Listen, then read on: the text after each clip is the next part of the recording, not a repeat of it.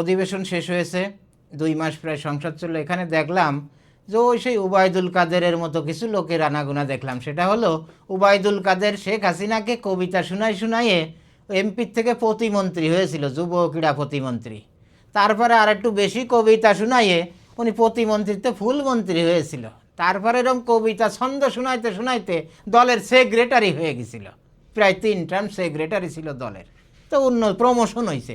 তো এই সংসদেও দেখলাম যে প্রধানমন্ত্রীকে 2 জন কবিতা শোনাচ্ছে, ওই ছন্দে তার প্রশংসা করতেছে, কবিতার ছন্দে।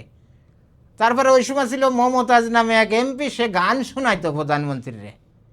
তো এই সংসদেও দেখলাম যে এরকম শুরু হয়ে গেছে সেই মমতাজ আর উবায়দুল কাদেরের মতো।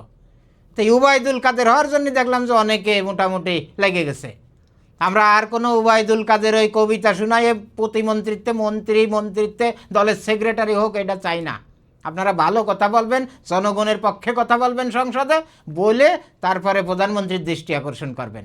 ওই কবিতা বলে ছন্দ বলে প্রধানমন্ত্রীর মন জয় করার দরকার নাই। আর প্রধানমন্ত্রীকে বলছি, ওই উবায়দুল কাদেরের মতো মন জয় করে বড় পদ পাবে, ওই চিন্তাও যেন আপনার সাথে সাথে থ্রেড দিয়ে বসায় দেবেন যে আমারে কবিতা শোনায় ওই আমার প্রশংসা করে আমার মন জয় করার দরকার নেই। আপনারা আপনার এলাকার জনগণ ভোট দিয়ে পাঠাইছে তাদের কথা বলার জন্য, তাদের পক্ষে কথা বলেন, জনগণের পক্ষে কথা বলে তাদের মন জয় করে, তাদের কাজ করে, জনগণের যে গুরুত্ব সম্পন্ন কাজ কাম আছে এলাকায়, সেই কাজগুলোর বাস্তবায়ন করে এলাকার রাস্তাঘাট, মানুষের দৈনন্দিন যে সমস্যা, এগুলোর সমাধান করে তাদের মন জয় করে আপনি আবার ভোট পেয়ে আবার এমপি মন্ত্রী হয়েন।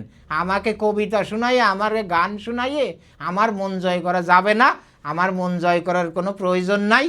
আমারে কবিতা শোনাইয়ে আপনারা এই সংসদের এই যে মিনিটে লাখ লাখ টাকার বিদ্যুৎ পড়ে, এসি পড়ে, এই খরচ হয়, বিল ওঠে, এই কবিতা শোনাই আর গান শোনাই এই বিলগুলো উঠায়েন না। দয়া করে যেটা কথা বলবেন, কাজের কথা আপনার এলাকার জনগণের পক্ষে বলবেন।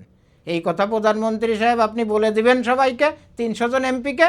ওই পাম মারা, তেল মারা, দালালি, চামচামি, এইগুলো যেন কোনো এমপি আর করার সুযোগ না পায়। এই কাজটা করেন, দেখবেন সুন্দরভাবে সংসদ চলবে, আর তাতে যার যার এলাকার জনগণ উপকৃত হবে।